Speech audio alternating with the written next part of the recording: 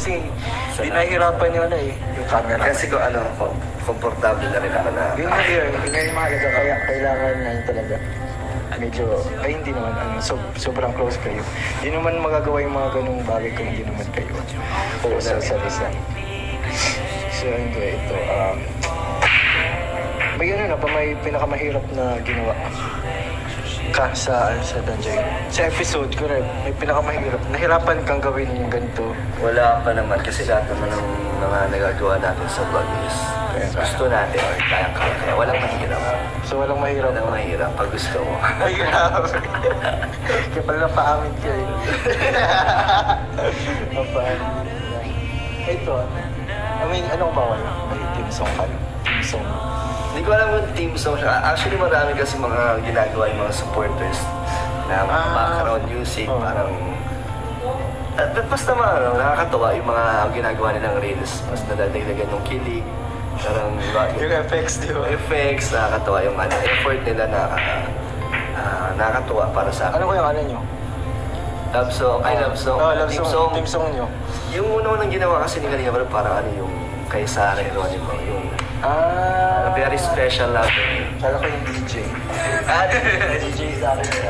Yun. Very special love. Yun pala yun. So yung paparemind sa'yo. Pero pag napakinggan mo yung kantang alala ko yun. Ay, joy na to agad. Alala ko. Ay, alam niya. Alam na yan. Tapos pag nakikita mo ba siya, ay pag naririnig mo to ko yung kanta na to, parang na-imagine mo ba kung ano yung tsura? Yung ano, yung episodes namin. Moments namin. Grabe. Ito ko yan. Mahirap tong tanong na to eh. Joke kasi di ko pa ito natatanong to eh. Pero halata kasi sa sagot niya kahapon. Ano? Sa ano eh. Anong tanong?